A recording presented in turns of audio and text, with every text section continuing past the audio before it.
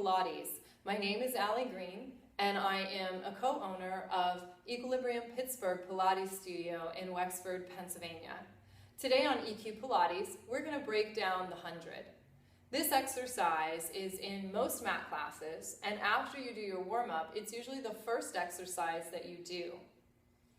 Its goal is to increase the heart rate and get the body warmed up for the rest of class. And then other added bonuses is you're working on breath control and you're working on strengthening your abdominals. So I am going to be laying on my mat, but you can do this alongside me at home. You can just lay on your carpet, and if you don't have a mat, you can even just lay a towel out. And we're just going to work on a few tips, because when we don't do this exercise correctly in class, we can end up with some neck discomfort or not really working our abs the way that we really want to. So our first little prep that we can practice is going to be something we call a head nod. So you're going to lay on your mat, you're going to look right up at the ceiling, and I want you to imagine you have a magic marker sticking right out of the tip of your nose. And you're going to draw a little dash mark on the ceiling. And it's just going to be about 1.5 inches long. So I'm going to draw my little dash mark and then just return and look straight up. So I'm doing my head nod. I'm drawing my dash mark and returning. I don't want to jam my chin, I just want to lengthen the neck, draw my little dash mark, and return. So when I do this, before I lift my body up, it's going to put my head and my neck in an optimal position. No neck tension, and I'm also able to work deep into my abs. Now, if you're practicing this at home and you're still finding that it's uncomfortable, there's a few things you can still do.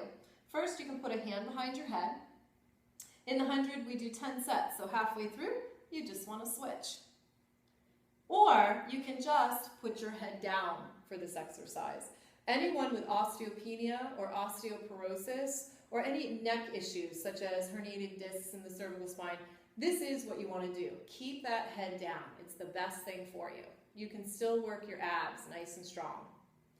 So we're going to think about scooping out the abs. We never want to pop the abdominals up when we flex up. I call that the turkey timer, and I joke around that you never want your timer to go off in class. So you want to scoop out those abs, pull the navel to the spine. With the breath, we pump the arms, and we want to have that movement in the shoulder joint. And if we're holding nice and strongly in our abs and really connecting into the leg muscles, the only thing that we see moving or feel moving should be those arms. The breath is an inhale for 5 counts and an exhale for 5 counts.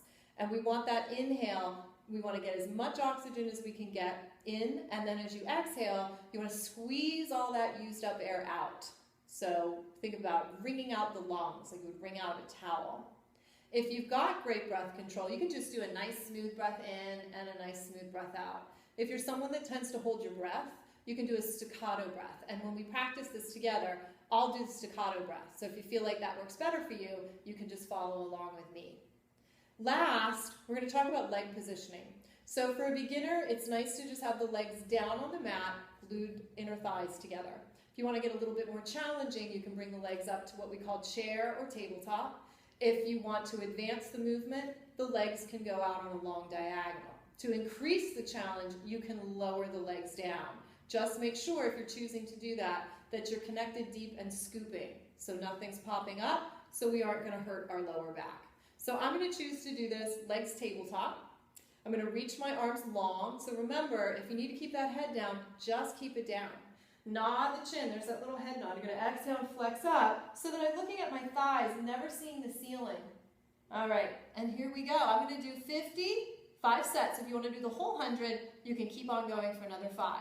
And here we go. Inhale, 1, 2, 3, 4, 5. Exhale, 2, 3, 4, 5.